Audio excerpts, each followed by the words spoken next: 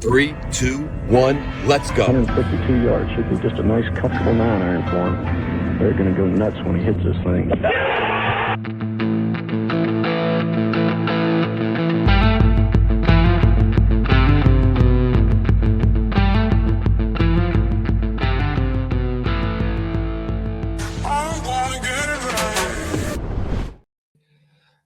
Ladies and gentlemen, boys and girls, golf fans of the internet, welcome into the Preferred Lines podcast. On this episode, we are going to recap a windy and wonderful Pebble Beach. We're going to shift gears back to Riviera Country Club and the Genesis Invitational.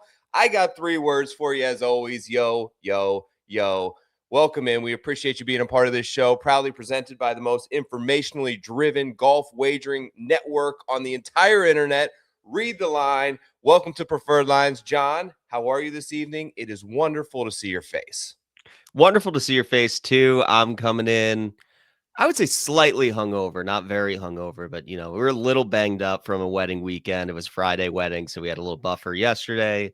Spent a little extra time in New Jersey, my old stomping grounds. So that was, nice to hit the old stops. Had some Taylor ham this morning, as one must in New Jersey.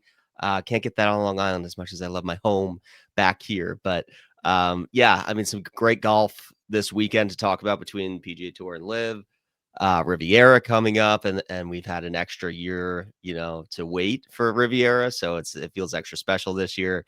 A lot to talk about, but, excited to be on. And I see the LAGC cap for the second week in a row where we're victory lapping for TGL. The 4th and 5 weeks so far to start the season. If you're betting in the without Scottie Scheffler market, TGL has not let you down. So it's a pleasure to be alongside the co-host of the TGL show, because that's really what you need to know. Just follow TGL, see who's trending. There you go. You have the winner. Is that right? I'm starting to think there may be more to this than we're even letting on here, John. I went back disregarding the fall swing, because nobody played those events. The last 8 PGA Tour tournaments, going back to the FedEx Cup playoffs of last year, 8 tournaments, right? 2 of them have been won by Scottie Scheffler. 2 of them have been won by Chris Gotterup. The other 4 have been OG original members of the LA Golf Club. We are LA. Justin Rose has got 2. Tommy Fleetwood Tour Championship. And, of course, the Pebble Beach Pro-Am champion of 2026. Out of left field, kind of at 70-1. When his odds get boosted up, we did not buy low, unfortunately, on Mr. Colin Morikawa, who put on an absolute ball striking clinic. Still, notice he's struggling to commit sometimes around the green, as he laid the sod on a late chip, was busting out hybrids on some of the par 5s, but got to get him credit.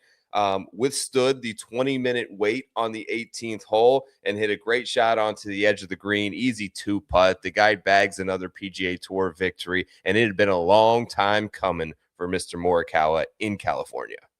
Yeah, and I'd love. We may have a chance to ask him these questions next week. I believe LAGC will be in town when I'm in town. He seems to be abandoning the stock cut and going to a draw.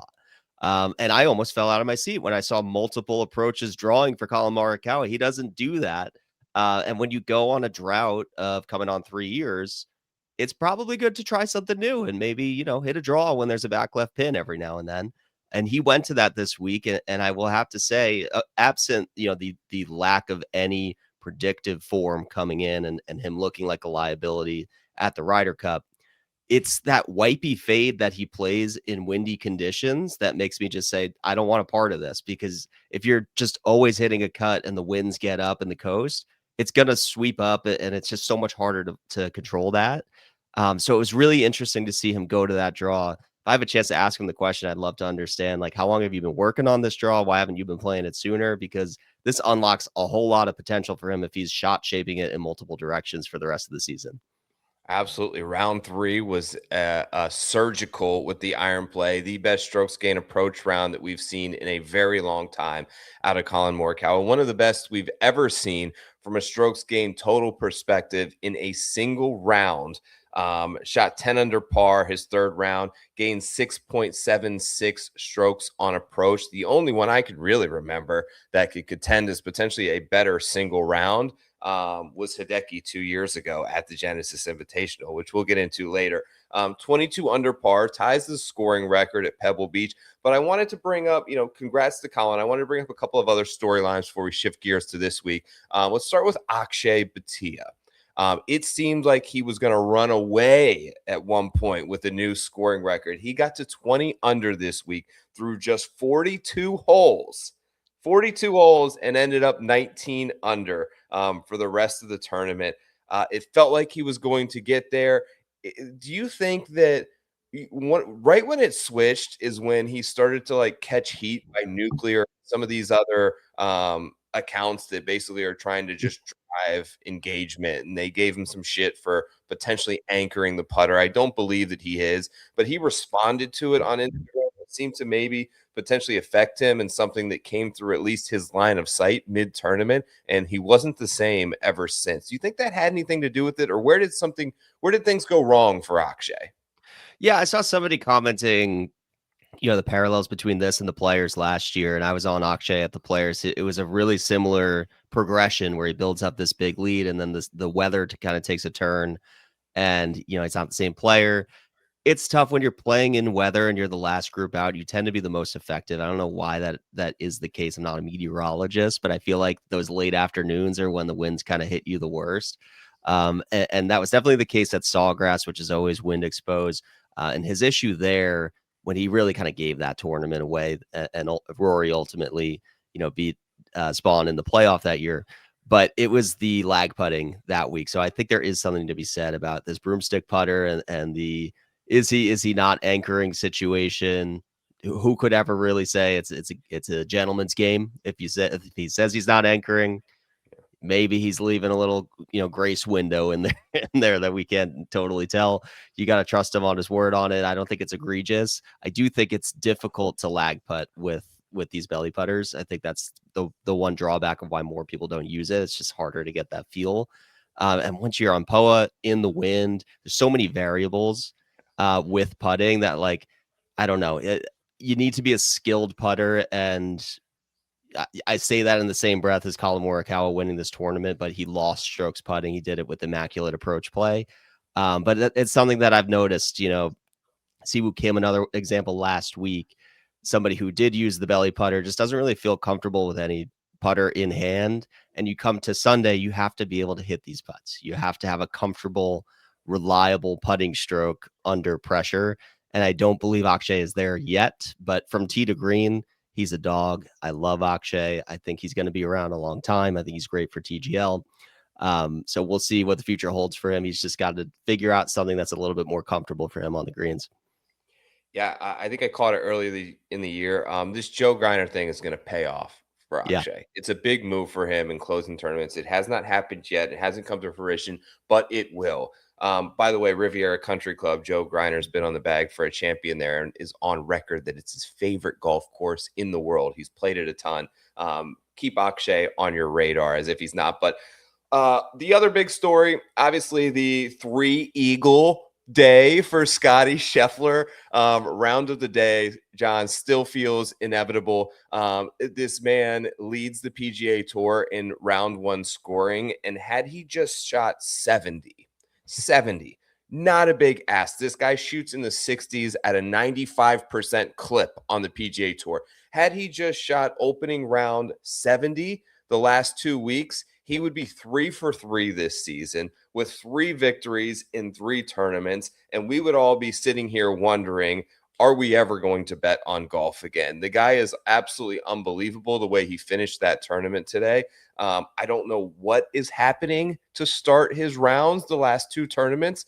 I'm somewhat thankful for it because it gives these other guys opportunity to kind of come there, and then he has to play the chaser role. But the guy's still competing on a different level than the rest of the players. It's outrageous.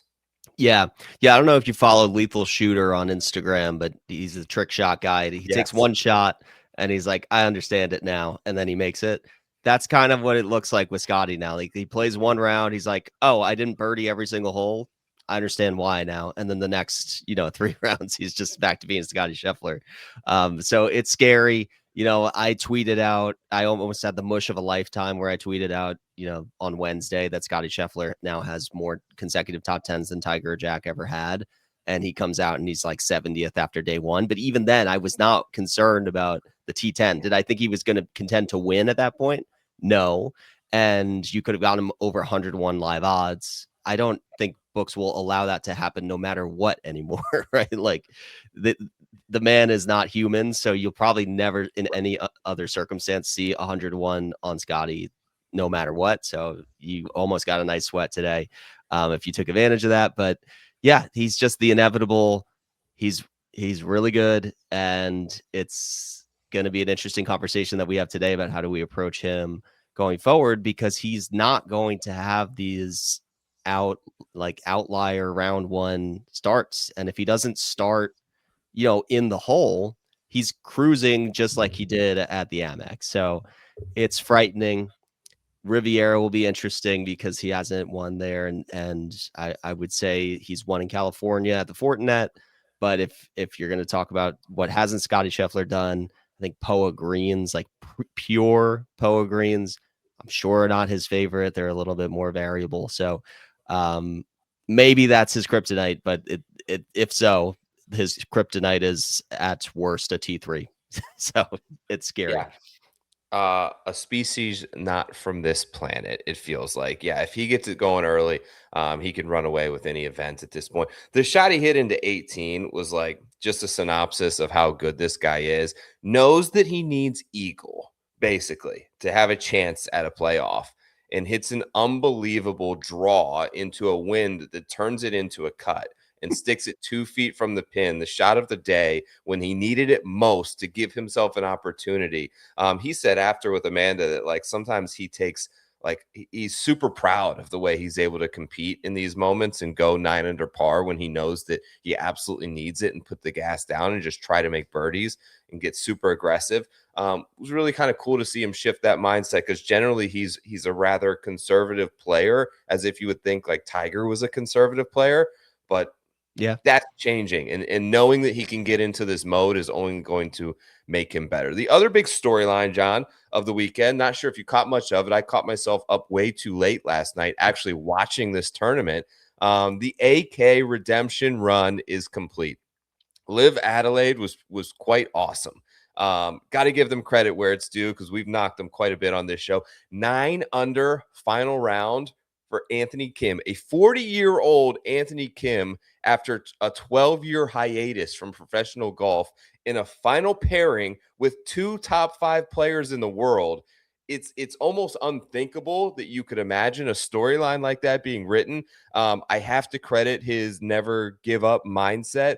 He was a guy who was relegated basically from the league last year. Targeted with insults after the poor play that he came back with, and everything that he kind of had to deal with. And he kind of, always kept, and when I followed him, and maintained this moniker of like, I'm going to get 1% better every day. And he just worked his butt off. And you have to give credit where it's due. And one of the most improbable comeback stories that I've ever seen in pro golf was completed. So congrats to Anthony Kim. He deserves it. Yeah, no, he absolutely does. I caught the last like 3 holes, I think, at 1 a.m. And it's a testament to just how incredible this story is, that Valentine's Day evening, I'm laying next to my wife, she's asleep, and I've got my phone on the Fox app, because I'm like, is Anthony Kim about to really do this? Like, I was invested. And I think a lot of people consensus around the golf world were like, I was not watching this tournament until the last day and until Anthony Kim made this run. And then I was fully in, because, anyone who's been following golf long enough remembers how awesome Anthony Kim was to watch. And then he disappeared, had his demons he had to battle off the course, has a kid, reinvents himself. It's an amazing story. And we're not necessarily the biggest fans of LIV. We're not here to just like, dunk on LIV all the time, but we're critical. I think we try to be as objective as possible. The league itself, there are things I disagree with in the way that it's formatted, but they got this right. They got Anthony Kim back, and it wasn't just a handout to give him money so that they could market him and run him into the ground. And regardless of how good or bad he played, he was getting paid. No, he got relegated. He wasn't good enough. And then he fought himself back up there. He earned his spot back onto the tour this year, which we love to see because that's what we love about the PGA Tour is the meritocracy piece of it. Yeah. And Anthony Kim is playing this season on the merit of meritocracy. And he's really an outlier on the LIV Tour in that regard because most of the other players on that tour are only there because of the first instance Anthony Kim got there, which is being paid to be in the league. So he earned his right there. He outdueled Jon Rahm and Bryson DeChambeau. It's a perfect combination of events for LIV. And Adelaide is always going to be their kind of North Star event. This league itself was Greg Norman's creation. We know the roots of how important golf is in Australia. We know that the PGA Tour has ignored Australia golf for a very long time now, right? So they're a golf-starved country who loves golf and who has great golfers in that country that represents them. They're going to show out. It's a great fan atmosphere. It's not the most friendly TV window for American golf fans. But we still found a way to watch it and go out of our way to get it on because we love the story. And it just speaks again to how incredible that is for Anthony Kim to ascend that mountain. I would say that I'm interested when our friend Josh Carpenter releases the viewership numbers, but I would say that may be their most viewed event ever, just because it felt like Bryson v. Rahm, the two titans, the two pillars of LIV golf, and then you throw in Anthony Kim, and you mentioned they got AK right. Not only did they get it right with him from like a marketing perspective and what they were able to do last year and the initial boost that it gave them because everyone just wanted to see him. What does he look like? Can he still hit a golf ball? The mystery component to it, they got that right. They knew, and then they got it right because they somehow knew that the guy could still do it and do it against, be up, toe to toe against Rahm and Bryson and come through. And then the third component there that you mentioned is going to Australia and Adelaide, and reports were that there were 115,000 fans there this weekend, making it the largest golf event in the history of Australia. They did that right, man. The integrations of some of the graphic overlays, I really enjoy. I like the commentary. The build out was impressive. Letting the fans walk up the 18th hole behind AK was awesome. Some of the music is still like, I don't want to sound like fuddy-duddy, but it's so loud on some of the greens that you almost can't even hear what's going on. But, we're always going to have comments like that. But of all the things that we give them shit for, these are some things that they have absolutely nailed, and credit where it's due. Yeah. No, I've always, defended LIV as an in-person, it's like a fan-friendly experience, in-person success. And a lot of that success is just going to markets, again, that are underserved. They're going to India, they're going to Australia. People who live in those markets and are golf-starved and love the game will show up and come out. It's not translating to the TV product absent this outlier, unbelievable Anthony Kim story, which is where we become critical of it. Like, if nobody's watching this, outside of the people who are living in that immediate area, then what are we doing here? But it is a good fan experience, and there are good players there, and I don't want there to be a narrative of like, oh, if Anthony Kim can win on LIV, then LIV is a joke. Like, he outdueled Bryson and Jon Rahm, and the shots that he was hitting and the putts he was making down the stretch were incredible. So it's all credit. No, you can't take anything away from Anthony Kim. It's a great story, and just happy for him. Great week in golf. Shout out Colin Morikawa. Congrats to Anthony Kim. Let's do a little bullish or bearish, John, the segment that we do each and every week. We talk about something in our world, in the golf adjacent atmosphere, that we are buying, that we are bullish on, and something that we are bearish on. Let's start with the negative. Let's get that out of the way first, and then shift gears to the positive. John, what are you selling this week? Yeah, I feel like I'm always very liberal with the golf connections to this category. It's very much like what's going on what am I seeing? And I'm going to give you a comment on it if it's topical. And I'm actually going to change my bullish later. So all of Okay. this is going to have nothing to do with golf. But I'm starting with I'm bearish on the NBA draft lottery. Everybody kind of is. I tweeted this maybe a week and a half ago. I don't know if you saw my tweet, but I came up with what I believe is a better solution to the NBA draft lottery that would eliminate tanking, because that's obviously the biggest problem. And I've been seeing a lot of, growing discourse of like, we shouldn't do an NBA draft lottery. We shouldn't have a draft at all. And the college graduates should just become free agents and go to whatever team they want. That's a terrible idea. No small market is ever going to sign anybody. No one's going to opt into playing in Utah if they don't have to. So that's not going to happen. The draft lottery is obviously broken because people are tanking. There's like 10 different teams trying to tank right now because if you land the number one pick in the lottery, and it's a Giannis situation, a LeBron situation, a Cooper Flag situation, it just takes one and your whole franchise turns around. So lottery ain't working because people are still tanking. Here's the solution, Joe. And have you seen me tweet this yet? Do you know what's coming? Is this about like a tournament, like where they play each other? No, that's Okay, 'cause I another saw that. one out there. I disagree Okay. with it too, because teams that are bad need help. And the tournament that I've seen people talking about this too. If you win the tournament, you get the first pick. That team doesn't need that player, so I don't like that solution either. My solution is no team should be able to own their own draft pick. So when you get to the NBA lottery, it's not like you're tanking so that your pick is the first pick selected. There should be a draft pick draft before the season starts where you are going to look at the board and say, I think this team is going to be the worst team in the NBA next year. I want their pick, and so on. And you keep going. So if the Sacramento Kings have the worst record in the league this year, they can't keep their pick, but they can look at the board and say, I want the Washington Wizards pick because I think they're going to suck.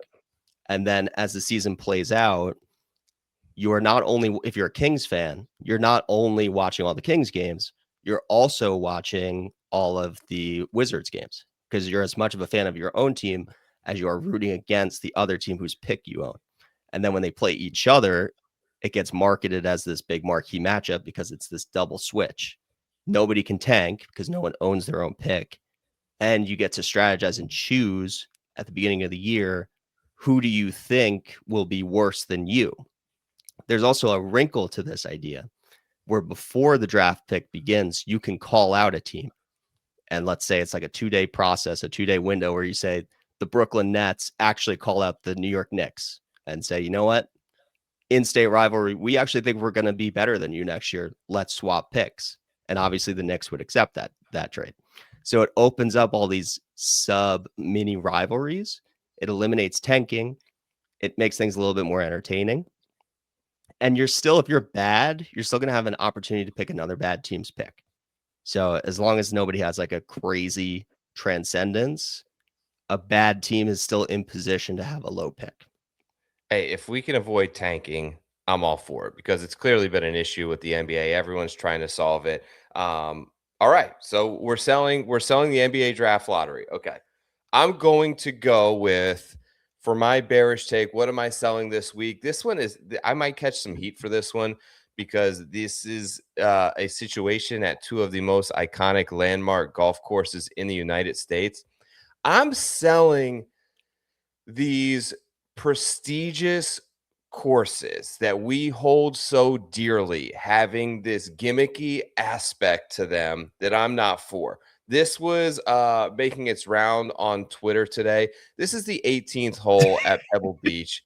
They have a tree in the middle of the fairway. There is our favorite son, Mr. Victor Hovland, as he is attempting to launch an umbrella, which subsequently got stuck in the tree as well as his ball. He hit the middle of the fairway. This is dumb, guys. The other one, as we get to Riviera this week, of course, the sixth hole, a par 3, the famous sixth hole with a bunker in the middle of the green, where if you hit a shot to the direct center of the green, you end up in a trap. These courses don't need this. This is, who is this for? Who is William Penn or Mr. Penn and George Thomas and these guys? I can't imagine what they were thinking, but as amazing, as near perfect as Pebble Beach can be, the tree in the middle of the last fairway. I am selling golf courses with this gimmicky aspect of bunker in the middle of a green, tree in the middle of the fairway. We need to protect those sacred spots that are chosen targets by the designer and not introduce potential hazards to where we have to launch a umbrella into it to get the ball out of what should be a shot in the middle of the fairway. How do you feel? Yeah, Do you like that's do you fair. like the tree there? The umbrella is a little bit ridiculous. I will say the obstacle is in front of you. So just don't hit it there, right? Like if you got to carry it over the tree, hit the club that's going to carry it over the tree. I'm more upset, I'm very anti like your ball hits the middle of the fairway and it rolls into a deep divot that the guy before you didn't fill. I hate that rule. If that's you're hitting the center of the fairway and being penalized for a perfectly executed shot. I don't think that should ever be the case. That's a Yeah. whole other hornet's nest that we're not going to get into. But tree in the middle of the fairway, I don't hate as long as there's like a viable, like if there's a tree in the middle of the fairway, there's no way to avoid it. That's really Right. bad. But if other guys are like, okay, I'll just hit a cut around it, or I'll hit a more club, I'll hit less club, then I think it's kind of interesting. But yeah, This the happens umbrella, every year in a small field. Somebody it gets does. stuck in the tree and they're trying to find cameras to see who it was. I'm not saying, maybe I am. I guess if I'm saying I'm selling the tree, I guess I'm saying cut the tree down. Cut the tree down, Pebble Beach, and isn't that like the logo as well? Well, I don't know if you heard this, but there's actually rumors that they're going to add a tree. Oh, There might geez. be Another one? there might be 2 trees next year. Jim Nantz was I was haven't heard alluding this. to this. There Oh, boy. long ago, there were 2 trees and one went down in a storm and only one survived. And some people want to add the tree back. So I hope for your sake that gets shot down. I must have missed that this week. I'll give you another second on your bullish, and I'll go ahead and let mine rip. I'm circling back here to Anthony Kim, and I am bullish on fatherly determination and courage and purpose that saved his life, because it's something that I felt as well. I started this show right around the time my wife was pregnant with my daughter. I had my son. I would have never done that and put myself out here and put myself open for criticism and starting something and trying something that I had no idea what I was doing, had I not had this newfound courage of, I want to show my kids that I'm not afraid of anything, and give myself some sort of purpose. So inspiring stuff. Watching Anthony Kim emotional as his daughter runs onto the green, knowing how much that he has been through, ultimately, going down the path of addiction, and she probably saved his life. So that component added into someone's life can really bring them newfound purpose, determination, guts, courage. All that stuff is great. I am bullish on that. I am buying that aspect in every way, and I'm hoping to use that as fuel for myself as well. Congrats, AK. One last shout out there. John, what's your bullish take this week? Yeah, no, I love that, and Colin also gets maybe a slight piece of that credit too, because he's now expecting, so maybe that wave of perspective, Yeah. kind of came over him, and he knows he's going to be dad, and he wants his future children to be proud of him. So that is definitely prevalent across the board. We need the perspective narratives week over week because it's a real thing.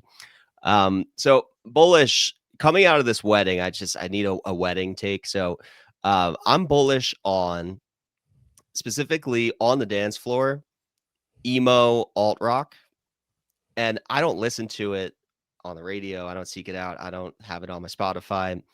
I don't know what comes out of me, but if you're playing Sugar, We're Going Down, if you're playing All the Small Things, if you're playing anything else in that era, I'm Mhm. losing my mind out there. Like I'm dancing to everything and I'm not in my seat unless I'm eating. Otherwise, I'm on the floor and I don't have the best dance moves, but I'm out there and I'm trying my best. I'm supporting my bride and groom. But if you put emo on, I turn into somebody else. I got the hair down, I got the bangs down here. If we got like Panic at the Disco, forget it.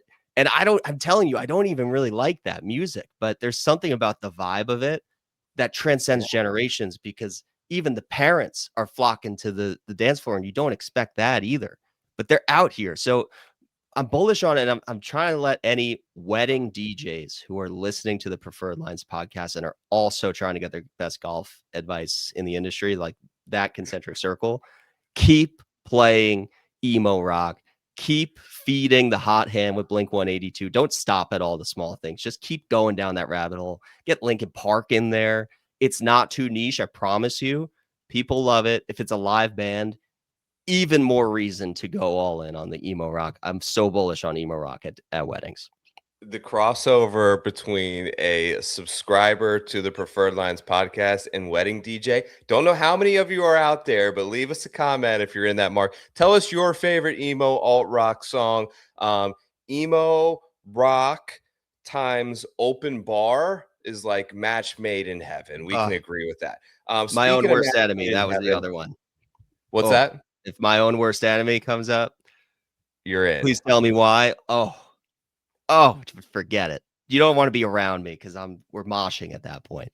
That's bullish or bearish for this week. John's coming straight off a wedding. Great takes there. Speaking of matches made in heaven, the combination of Pebble Beach golf links to Riviera Country Club is truly a match made in heaven. As we shift gears into previewing this week's course, let me give you a little rundown of some Riv history before we get into the full course breakdown. Returns back to historic Riviera Country Club after being shifted to Torrey Pines South last year for the wildfires. One of the most prestigious golf courses in the United States, nestled in the Pacific Palisades just outside of Los Angeles. This is a George Thomas design from 1927. 99 years of Riviera Country Club comes full circle this year. Couple of facelifts over the years by Tom Fazio. Most significant restoration came in 1992 at the hands of Corin Crenshaw. This golf club is set to host the U.S. Women's Open in June of this year, and also the 2028 Olympics that will be held in Los Angeles within the United States. Recent year winners, 2020 going back, we have Adam Scott at -11, 2021 Max Homa at -12, Joaquin Niemann the following year at -19, John Rahm the year after that at -17, and in 2024, the last year this was held, we had the infamous nuclear Hideki Matsuyama Sunday 62, where he gained 8.5 strokes on the field, the largest margin of a single round in PGA Tour history. Hideki won that tournament at -17. That is your historical notes on Riviera Country Club. Let's get to the full course guide.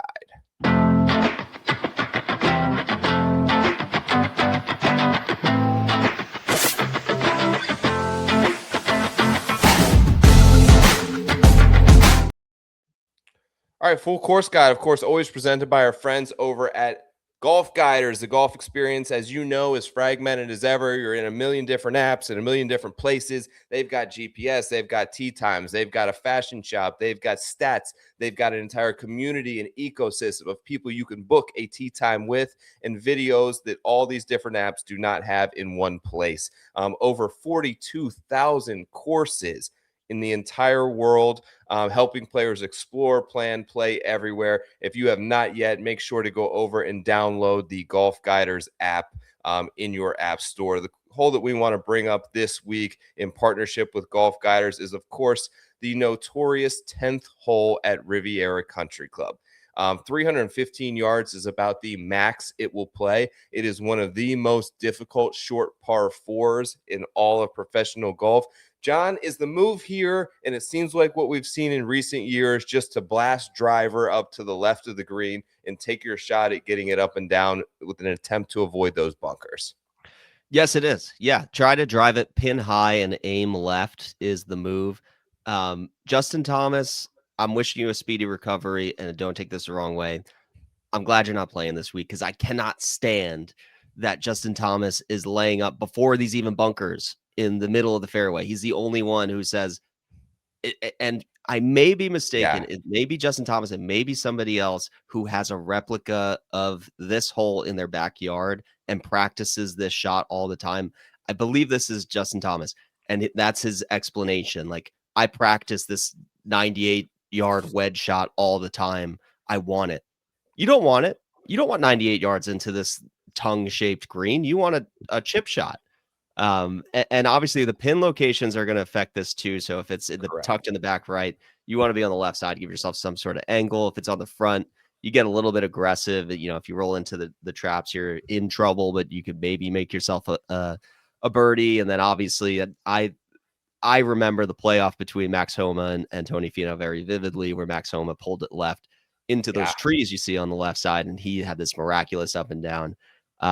Really cool. Something that I am probably going to try to replicate in Live from the Townhouse this week. It's going to be something on this hole, and it's either going to be that scramble from Homa, or I'm just going to try to drive this green and see if it's possible at all. One of those two things will happen.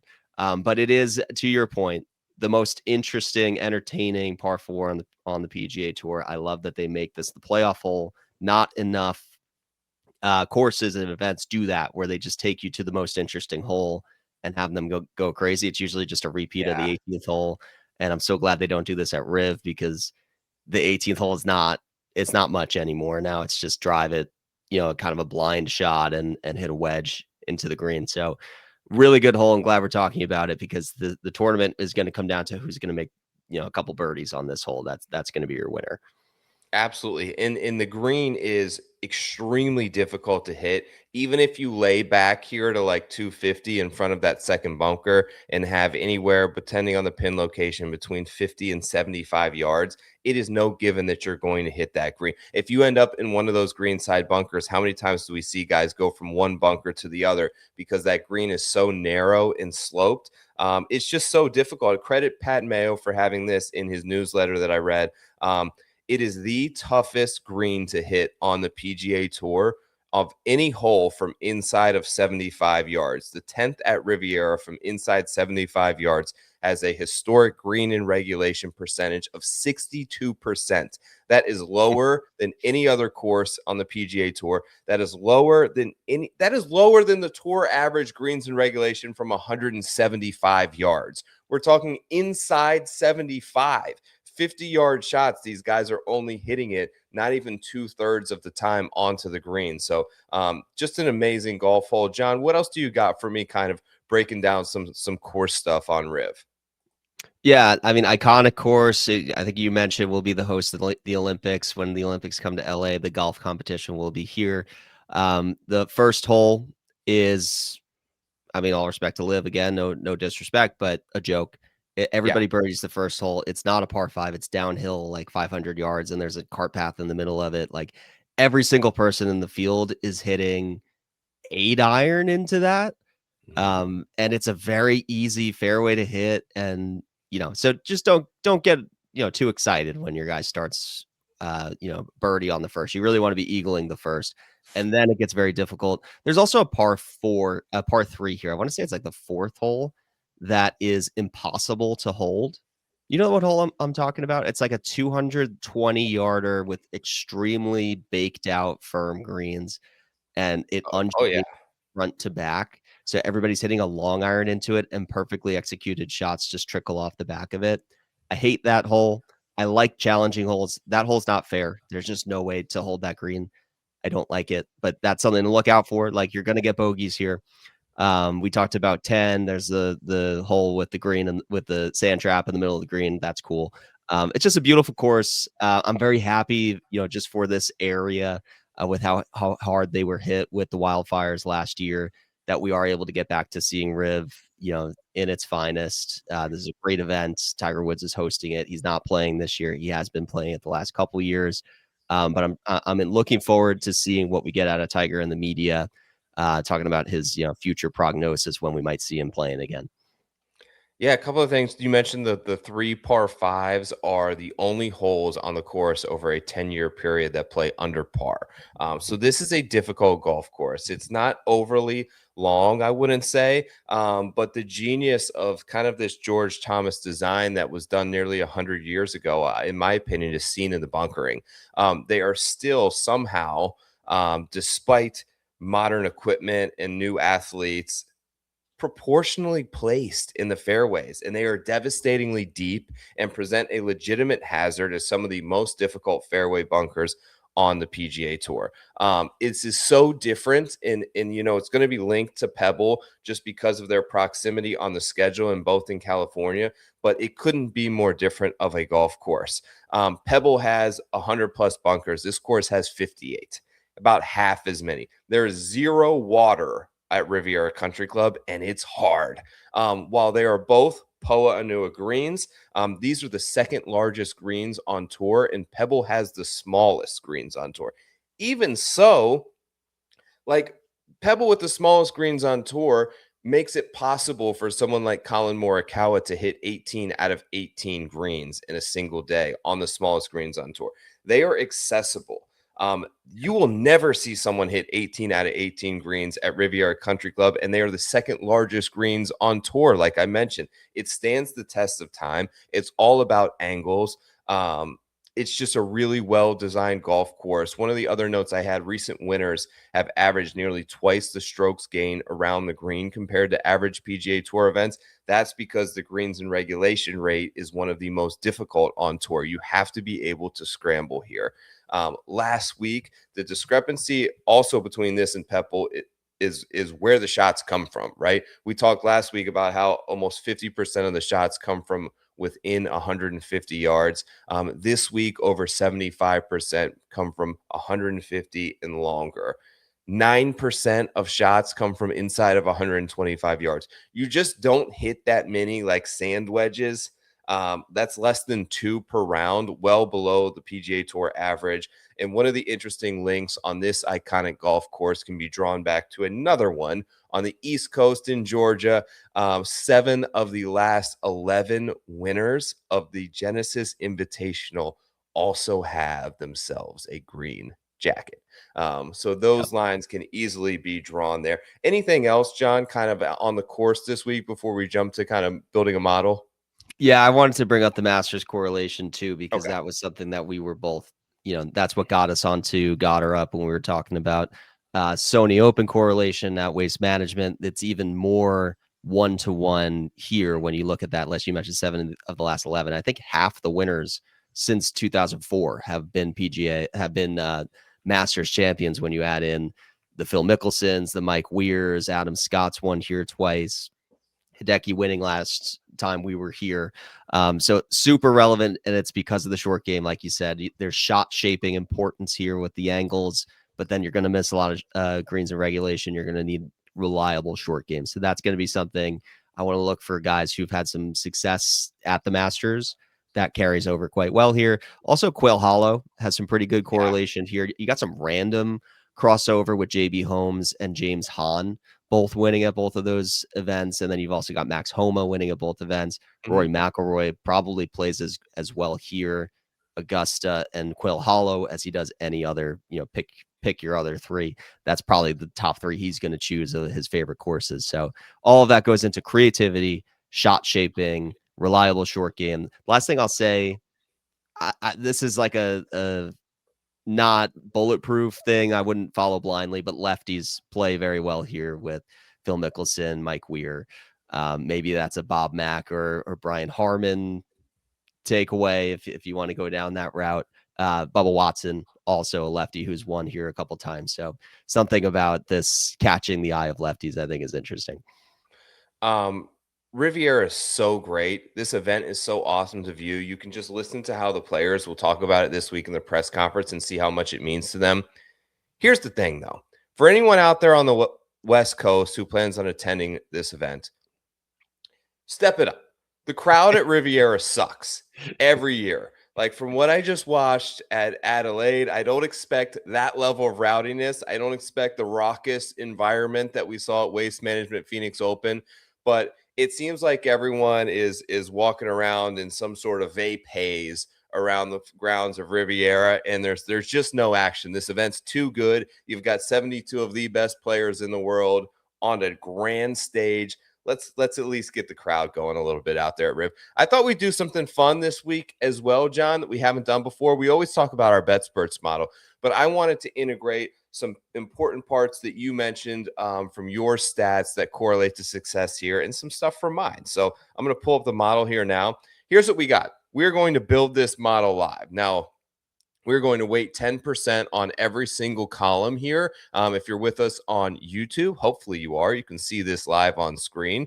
If you are not a member currently over at BetSperts, what are you waiting for? The promo code over there is LINES, LINES. That's going to get you 25% off any sub over there at BetSperts. With the ability to use the rabbit hole, I will publish this model now. But what we did here is we put 10% weight on the 4 major stat categories, over the last 30 rounds. Off the tee, approach, around the green, putting. No big deal there. Then I took 3 that John gave me specifically for this event, and that is strokes gained tee to green on difficult scoring conditions, 10% weight. Proximity to the hole from 150 to 200 yards, 10% weight. How good of a putter are you from 5 to 10 feet? Let's see, 10% weight. Here are my 3 that I incorporated. And that's greens in regulation percentage from anything other than the fairway. So basically the rough. But also I think that comes down to the bunkers as well are factored in there. Low fairways and reg percentage here. Can you still hit these big greens? That's the challenge. Scrambling percentage last 30 rounds and strokes gained total at Riv the last 6 years. Essentially course history. I am going to name this model Preferred Lines Stat Model for Riviera. We are going to save it as an expert model, so you guys will be able to check this out throughout the week. And let's generate. Let's see who we got. If Scottie Scheffler's not number 1, okay, good. Check number 1. I love the way this is looking. And he's number 1 by a wide margin. Yeah. So Scottie Scheffler number 1, Cam 2, Russ Henley 3, Harris English 4, Tommy Victor. I like the way this is looking. Fitz at 7, Ben Griffin 8, Ricky at 9, PC, Patrick Cantlay at 10.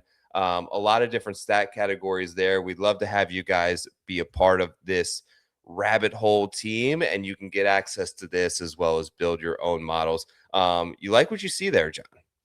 I do. I wrote my preview article. I finished it this morning. I think it will be up maybe closer to tomorrow. But as I write the article and as I look at the key stats, I put in the back of my head, like, this is sounding like it's going to be a week where I want to bet this guy. And this was one of those weeks where all the guys I wanted to bet popped at the top of the model, and it didn't look too different from what we have here, which makes sense because I gave you the things that I'm weighting the most of mine, and we agree on the other stuff. So, yeah, it's difficult conditions, it's grinders, it's guys who play well in the majors. There's only 72 in the field, so it will be concentrated of a lot of good players, but total driving, good drives gained, being able to control that ball and keep it in the fairway with the driver in hand. This is not a course like Pebble Beach, where if the driver is something that's not super reliable, you can just hang back and hit an iron off the tee, hit a 3-wood off the tee. You're not going to do too much of that at Riv, because then you're leaving yourself a long iron into really difficult and firm greens. So you're going to want to advance it up there, and you're not going to want to hit out of this Kikuyu rough. It's some of the nastiest stuff they see all year. So all that to say, like, I agree with that list because BetSperts is number 1 in the game. There's no doubting it. I love the numbers too, not just the ranking, but the score that it gives, so that you can actually visualize the gap between Scottie Scheffler and the next. Because I'll sometimes look at that. If you go to like strokes gained off the tee and you toggle off of the ranking and you just do the number, it starts to give you a more accurate picture of like, what is the gap between the best and the rest. Let's look at it. So Scottie is 17 points higher than Cam Young at number 2. The gap from Cam to what would that be? That would be 53, right? 17. Great math. Excellent. The gap from Cam to the next best person would be Harry Hall at 21. So from the gap from 2 to 21 in our rankings is the same gap as 1 to 2.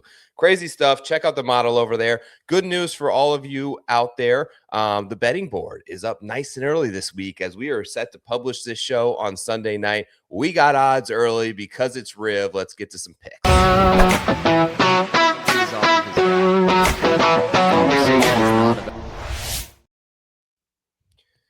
Here we go. No surprise. Up at the top, 3-1, Mr. Scott Scheffler. 13-1, Rory McIlroy. 21-1 is Xander Schauffele to win the Genesis Invitational. Tommy Fleetwood, 22. Hideki, Henley, Young, Cantlay, Burns, Hovland, all 30-1 and under.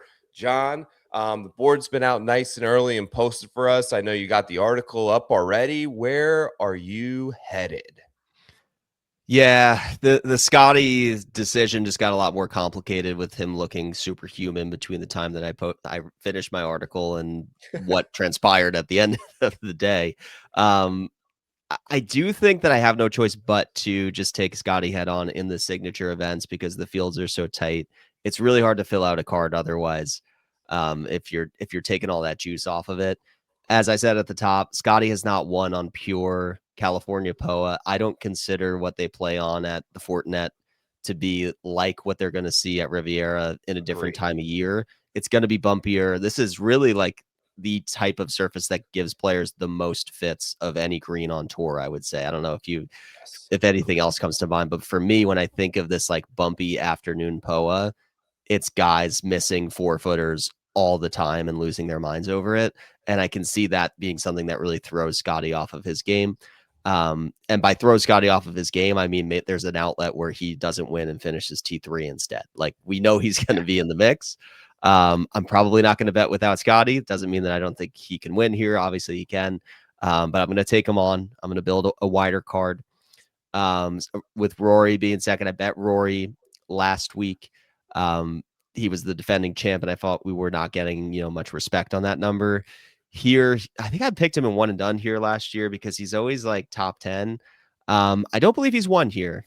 Is that right? No, Yeah, not one. he's always up there. He's always in the mix, but he hasn't won here. So we'll see if the number gets to a point where it's a buy low opportunity. Sure. I think a lot of the top stars aren't playing to their potential right now, and I do feel better about the status score of Rory's game than I do about the next tier. But for now, I'm probably peppering the high 20s and low 30s. The guy that I'm most confident will be on my card because I haven't placed any bets yet. But it's Cameron Young. I love this spot for Cameron Young. Cameron Young played himself onto the scene at this event in 2022. He finished runner up to Joaquin Niemann. I was sweating Joaquin Niemann that week, and I was like, who is this Cameron Young guy? He was like 300 to 1. I was like aware of what he was doing on the Corn Ferry Tour, but he was a massive long shot. I don't even know how he got into that field, to be honest, because this is an invitational. But he was hitting incredible shots. His driver was on point, and he was doing it with a caddy who was just like his friend from college. So Cam Young has come a long way since then. He's matured a lot. He was the best player on Team USA at the Ryder Cup. His ball striking has been okay of late. His ball striking has been great at Riv, and it's been the short game that's let him down. So I think this new version of Cam Young this year, it's been 2 years since we were last at Riv. The short game is now a strength of his. I mentioned to you, and we put this in the model, that 5 to 10 foot range is so crucial here because people miss those putts here. And you notice it when they're like doing the worm cam on like Siwoo Kim and Akshay. Like it's coming out a little squirrely for guys who don't have elite putting skill. Cameron Young, that's the strength of his game. He does not miss those putts. He's top 3 in this field in short game putting from 5 to 10 feet. And I really like that. I think that's going to be crucial this week. He's an elite driver. The approach game has been pretty good. He's been slow out the gates, which means I think we're going to get a nice buy low number on him.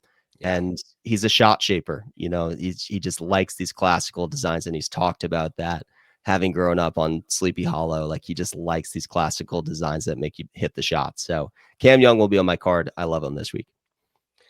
Yeah, one of the things you mentioned there is like how you listen to him, right? And you listen to what he likes and what his eye is suited for and what he talks about liking in terms of golf courses. And that's one of the things I come back to hear a lot because you get guys that just naturally say this is their favorite spot on tour and they've played a ton of rounds here and they just get up for this event. And the main guy of that for me is Patrick Cantlay. Sitting there at like 29 or 30 to 1. You may even get like a 35 tomorrow morning as odds continue to adjust because he did not play great at Pebble. What did he finish? He did finish 14th. He backdoored the top 10, I believe. Led the field in strokes gained approach on Sunday. So looking at it now, he shot 16 under in his 3 rounds at Pebble. It was really just the one round that he couldn't get out of the gates at Spyglass that killed him. but he's a course history stud at Riviera Country Club. Since 2018, he's posted T17 or better finishes in 6 of his 7 starts, third and fourth in his last 2 appearances here. He is quite on record as saying this is his favorite golf course in the world. Excuse me. He grew up just down the road.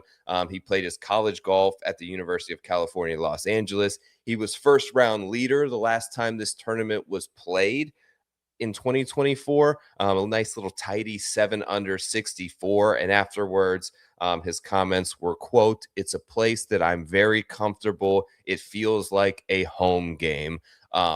The approach stuff trending for Patrick Cantlay. I feel like the putter is always going to be there. I would much rather have him personally on courses where I think the winning score is going to be between like 10 and 18 under par. I think that's kind of his sweet spot. I think that he's due for a breakout, and I'm going to take him at his favorite spot on tour, and hopefully California Pat gets one done for me. Yeah, history may forget that Patrick Cantlay was in pole position going into Sunday at this event the last time we were here 2 years ago, and Hideki went flow state Hideki mode and beat him by 10 strokes on Sunday. So Cantlay shot off on around 72, Hideki shot off on around 62, and that was the difference. But he put himself in position to win this tournament last time we were here. Really good final round today, too, from Mr. Tommy Fleetwood. He got a little better each day. If the 50% clip of LAGC winning PGA Tour events can continue, put Fleetwood on my hot list. Moving to the second page of the odds board, they shoved a bunch of names here because I don't think they quite knew what to do with them until the market irons itself out on Monday. But you have Ben Griffin, Colin Morikawa. I'm certain that number is gone. I did this when actually there were still 26-1 numbers in the without Scheffler market. Colin's been great at Riviera Country Club. If that is still available as you watch this show on Sunday night, by all means, that seems like a great price that you will certainly get some CLV on. Two-time winner Chris Goddard up 33-1. Siwoo, Bobby Mack, Ricky Fowler. I don't get how they keep pricing Ricky Fowler in this range. No. But moving on, you get Matt Fitzpatrick, Jake Knapp, Harris English, Ludwig Aubert continues to float at 39-1. Justin Rose, 42. Past champion Adam Scott at 42-1. And the flavor of the last week, Maverick McNeely on the West Coast there at 44-1. I don't feel like any of these numbers present a ton of value with the names up top when you think about how much win equity, like the combo of Rory, Scottie, and maybe Tommy hold in this tournament. I feel like these guys should be more, maybe with the exception of Goddard and Morikawa, be priced in the 40 and 50s to 1. I haven't taken any of them at this point. I'm going to wait and see kind of how things shake out. Anyone you like in this range, John? Yeah, I think I'm with you. I feel like it's going to be pick a few guys in the 20s, maybe 3 guys in the mid 20s is what I end up doing. And then, maybe some long shots. But, outside of the outright universe, I think Fitzpatrick is playing really good. I think his like top 20 upside here as a placement bet is really interesting to me. He just looks like he's got it all together, and the drivers kind of become a strength in both distance and accuracy. And I think that's so important in the modern game. The guys who have plus distance, who are hitting fairways, it's just going to set you up for more opportunities no matter what you're doing. And, tee to green, he's been really good. The putter hasn't been there. And we know long-term Fitzpatrick is going to figure out the putting. So he's a guy I'm looking at. He's not really a shot shaper. He hits a really straight ball.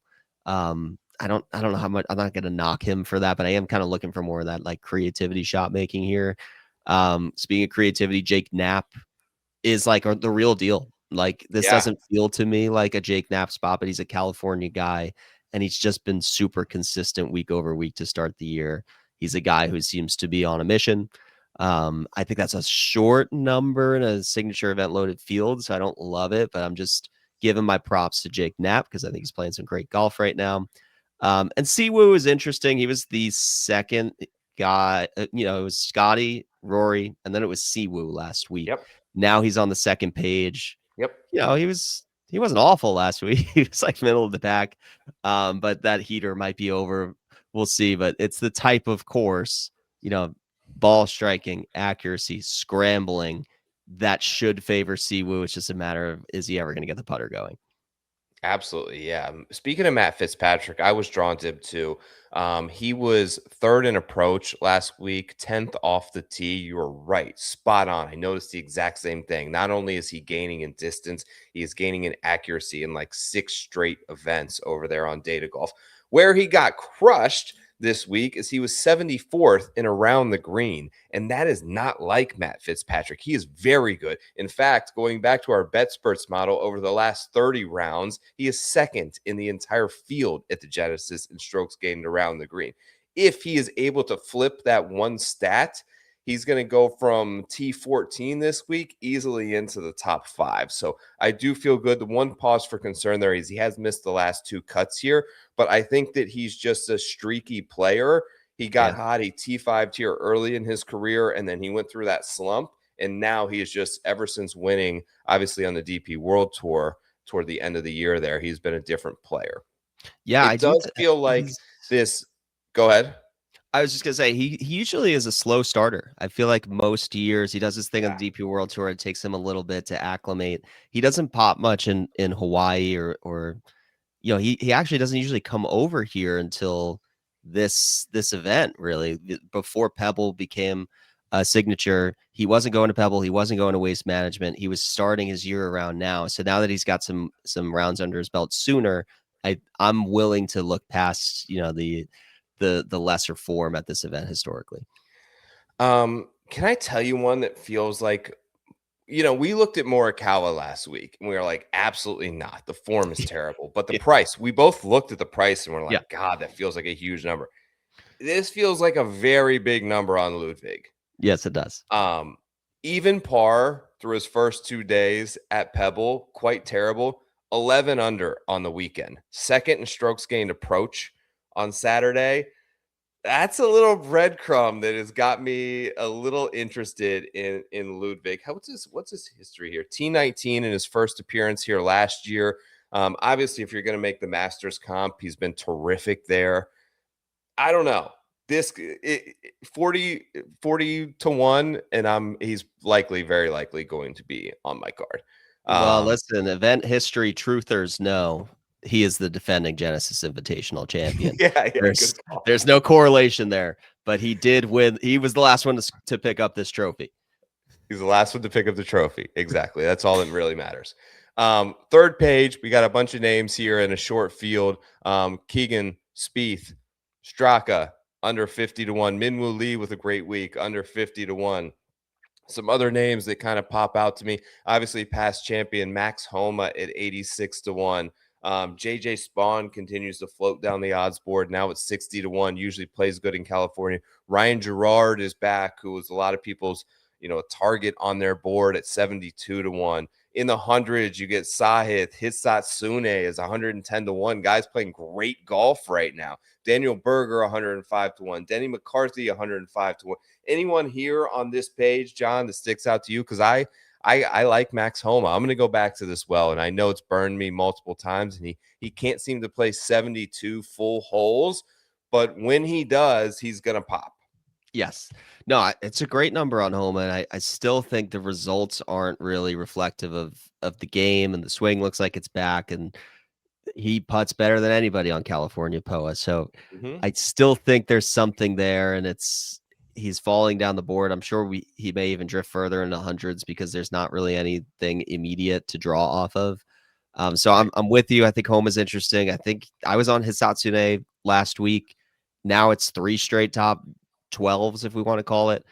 The form is good, you know, and the good form is happening in California. So correct. I may go back to that because it's so specific to this putting surface. Akshay, if people want to go back to him, I think this is an Akshay course. We talked about the lefty narrative. So if you want to chase that, I think I actually don't know what that number is going to do compared to where you pulled it and where he finished, because he probably had a decent finishing number, but you were concerned about how he looked in contention. So I don't know if that slips. I'm interested in Akshay. I was interested and wrote up Akshay last week, and I didn't pull the trigger on it. So, you know, just California in general, he has ties there. He does play well in California. So those would be the guys I think that jumped out to me too. It's probably a tight card though. There's only 72 guys in the field. It's weird that there's a cut, but less players than last week. This is like this weird, like we switched to the signature event model, but this is an invitational from Tiger, so that has to have a cut. It's all kind of weird, but from a betting perspective, it's probably, you bet 3 or 4 guys this week. It's one of 3 of the signature events that actually have a cut. So top 50 in ties. Also, if you're within 10 strokes of the lead after 2 days, you make it through to the weekend. So we may get 10 or 12 guys cut. I'm going to pull that trigger on Homa, 86-1. Look, like I said, he just can't finish, man. He was T10 headed into the weekend in Phoenix, ended up finishing 66. This has been happening for like a year for Homa. Going back to the PGA Champ, where I bet him at like 150-1 at Quail, which is not only a good comp, he's one of the guys that make it a good comp because he's won at both places. He was, I believe, in one of the final groups going off on Saturday at the PGA Championship and absolutely imploded on the weekend there. Yeah. You have the Augusta crossover as well with Hideki, Rahm, Bubba, DJ, Adam Scott, all winners of the Genesis, all have a green jacket. Homa's played really well at the Masters 2 years in a row, 12th in a T3 in the last 2 years. Emotional as we've ever seen him after the win here. Talked about going to this event as a toddler. Talked about the reason that he fell in love with golf was because of the Genesis Invitational. It's funny he mentioned, I watched back that interview after the round, and he was like, I saw Tiger before the final round, and I was too scared to talk to him because I've never actually met him before. And now he's got to talk to me and hand me the trophy. It wasn't that long ago. 5 years later, they're Jupe Links pals, right? So, and he said, like, one of the other cool things is he said when he sat in the locker room, somebody, I believe an employee of the club, knew that he was in a playoff and kind of asked him, like, who'd you beat? Alluding to, like, who'd he play in the playoff, which was Tony Finau, who you talked about. And Homa said him and Joe at the time were just sitting there. They were last ones to leave, and they turned to him and said, I beat everybody. Yeah. So really cool moment for Max Homa. Number 1 in strokes gained total at Riviera Country Club over the last 6 years. Let's go ahead and play that sticky course history narrative. I'm a sucker. I'll buy in one more time, especially here if we're getting a big price in a short field, 86-1. I'll take Max Homa as my long shot this week. Yeah, I love it. We've seen a lot of repeat history, a lot of repeat winners here. You know, Dustin Johnson, Bubba Watson, Adam Scott, Phil Mickelson. And to me, that says there's a formula and a strategy when you go into this course of 10th hole, great example. Like, I'm going to play it this way to this pin location. I'm going to execute this shot. I think that's repeatable. So this is the type of event where if I'm looking at the long shots, give me course history. Everybody who's made it into this field is a good golfer. There's only 72 of them. They'll figure out the form eventually. I'm probably going to join you on Homa. And I wasn't sure about Fitz, but I feel like we might be squad riding Fitz as well now. Might be squad riding Fitz, might be squad riding Ludwig.